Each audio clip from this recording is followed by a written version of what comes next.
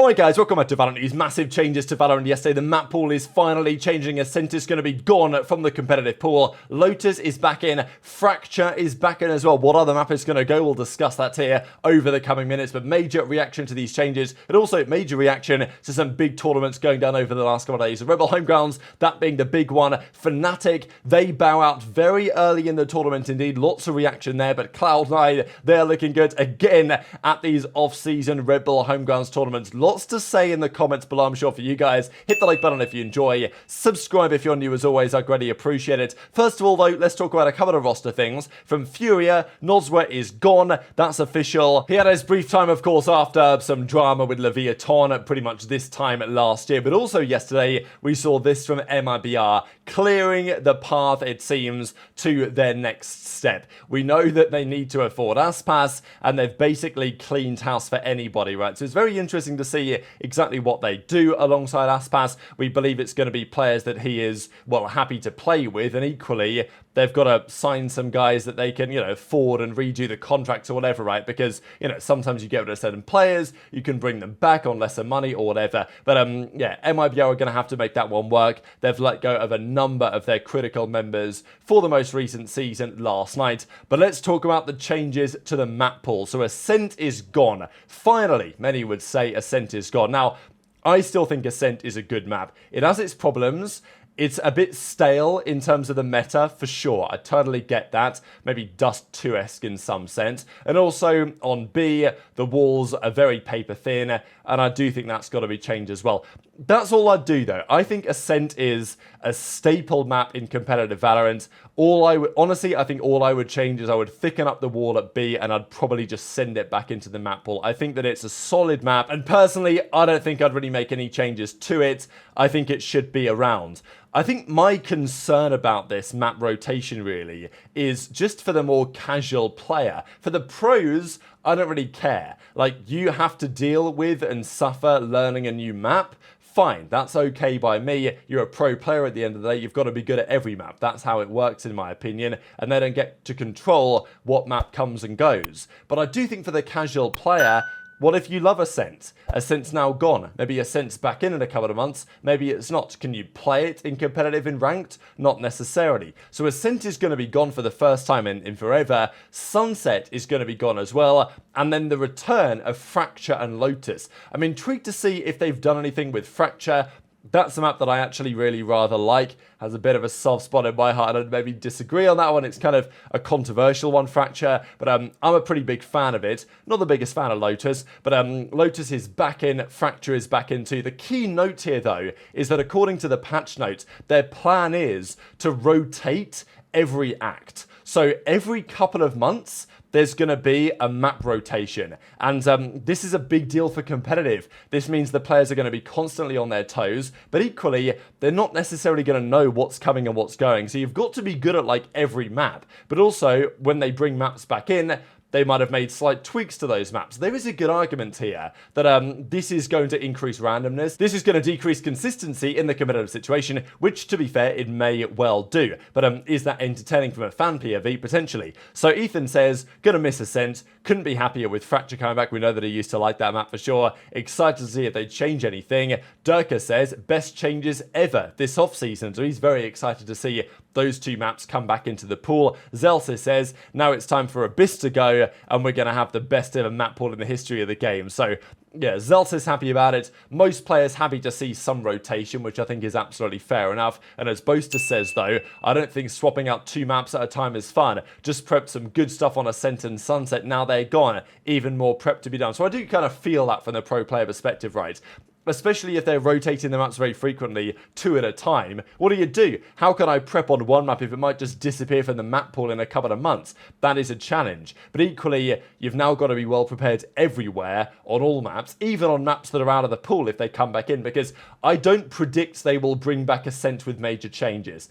If they do, I'd be surprised, but it's like, you've got to be somewhat prepared on Ascent, as Boaster says, because what if it comes back in a couple of months? Then you've got to play it again immediately. So, it's interesting. I don't know if it's for the best necessarily. I know Bao was making this point too on, increasing the unpredictability. I don't really care so much about that. What I'm interested in more so is like, if I'm just a casual player of competitive VALORANT, I just want to be able to play all the maps, no? Like, and I think that's something that maybe needs to be addressed in there somewhere. But let's talk about some tournament play over the last day or so. There's been Challengers League 2024 Stage 3. This is in the group stage. And YFP, they take down Moist Shopify, that new team. Spaz, Paint, Brock, Pancakes, and BCJ. Not the outcome they were looking for, but of course those YFP guys, that's a very good team. But yeah, this is how it looks right now. Winthrop University, they're in. TSM are in. And in Group B, Moist, they don't make it. They go down to YFP, and they go down to the Fun Havers as well. So yeah, that team, BCJ and the boys,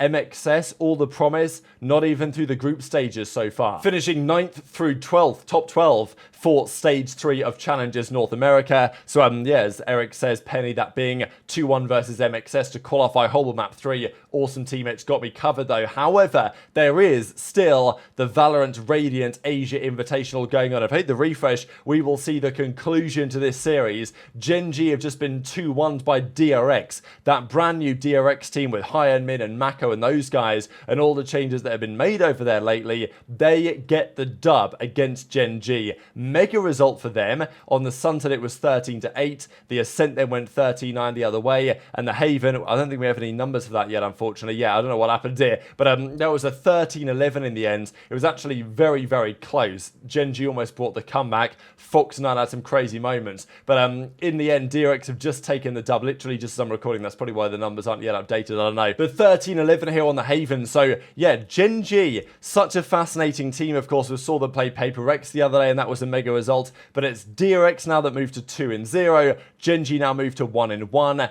And we had EDG, by the way, get taken down 2-1 by DFM. Now, this was a crazy result because Edward Gaming, that's their full roster. That's their World Championship winning roster. Smoggy, Kankang, Chichu, Nobody, and Simon. Like, of course, that roster that they had a couple of Academy guys in recently. But no, DFM with their brand new team, they take them down 2-1. They won the Ascent. They lost the Sunset on their pick 39 and then got crushed on the Abyss 13-5 with a great defensive side. So, look, it's obviously the off-season. You can't read too much into these things. But as it stands, DRX 2-0 versus Billy Gaming, 2-1's Gen.G. Now we've got DFM are playing RRQ in a couple of minutes' time, so that's going to be fascinating to watch. And then Edward Paper Rex is going to be a banger as well, coming up shortly. So many great matches happening right now around the world. But one of the big ones as well was yesterday at the Red Bull home ground. So Heretics, it's funny with Heretics, isn't it? Because they had Patty Tech, and he was doing a great job as their substitute player.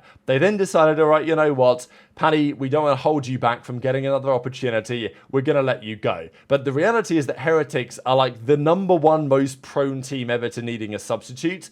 And that's what's happened here. So Woot, unfortunately, has been unwell, and they decided instead of even playing against FUT Esports, they would just forfeit the match. Player health is always going to be #1 priority at Heretics. There's nothing more important than that. We're unable to play the game. Apologise to the fans. So Heretics just straight up forfeited their game here. But the big results were happening with a number of the North American teams. This was G2 versus FNATIC. So FNATIC, they played 2 maps against G2 and they lost both of them very emphatically indeed. Sayonara, this time he had a pretty rough series. Of course, he's replacing Leo for the short term. Boaster here as well. But yeah, G2, they're looking nice. Leaf was 42 in 19. No Durka, no problem. That's what he said. 13-9 on the Haven and then crushed them. 13-2 on the Binds. A map that, you know, FNATIC have been known for in the past. Boaster ends up 3 in 15. Leaf drops 26 frags. Kayak on the Gecko, nothing he can do. So, yeah, remarkable series. And that gives FNATIC no chance to go any further. As Leaf says, 2-0 versus FNATIC. No Durka, no win. And, I mean, yeah, FNATIC just got crushed. Like, absolutely crushed in the series. And obviously, it's not their full roster. It's close to it, though, because Kayak is their man. And, yeah, no Leo. They're just learning and getting things sorted. But the interesting thing was, G2 destroyed them in this series. And then G2 got destroyed themselves by none other than Cloud9. The team that, for some reason, absolutely always delivers at the Red Bull home grounds. These guys are just unstoppable at these tournaments. Now, it's not necessarily like they're off-season merchants necessarily, just because they played the Sin City Classic and came in last place. But, I don't know. Since they've got back from Korea, a bit of jet lag, I don't know, now they've got over it. Rossi is super exciting to watch this year. I liked him last year. I liked him the year before. This year, though, he's IGLing this team, and he's on fire. And Oxy, you know how much I rate Oxy. This was a G2 team that had just dispatched of FNATIC, and they went on to get crushed by Cloud9. 13-5 on the Sunset, and then 13-4 on the Pearl. Like, remarkable, absolutely remarkable series. So, Cloud9, what's going on? As Leaf says, OT versus Cloud9 can't beat the Kings of Mickey Mouse. So, you know, we know that Cloud9 known as a bit of a Mickey Mouse tournament specialist, but nonetheless, what a remarkable situation. Because, yeah, Leaf then, so Zeppa obviously talks trash and says, 2-0 versus G2, always wonderful to beat this guy, is terrible, King of Mickey Mouse tournaments, and then Leaf says, hey, look, we beat you before, come on, let's not, you know, shut your goofy ass up, is what he says. I couldn't really say it too much better than that. So pretty funny from Leaf, I'm not going to lie, but this is the way the tournament now stands. So, yes, we have a playoffs that has been locked in. FNATIC, after losing in the way that they did to G2, they're gone out of there, not even in the playoffs, FNATIC, and obviously Heretics not even in the playoffs because they forfeited their series. Cloud9 took down G2 as we saw. We then have today T1 play for esports, so that's happening in an hour, and then of course shortly after that later on is going to be the grand finals, Cloud9 versus what, you know, you'd presume is going to be T1, which could be an absolute banger. Boaster says, look, FNATIC fans, don't worry about it. This event was just to meet the new players, get some reps on the stage. We're not as prepped as we normally would be. We looked a bit rubbish on a normal maps because we've not spent much time on them. It's all good, don't worry about it. Which, okay, you know what?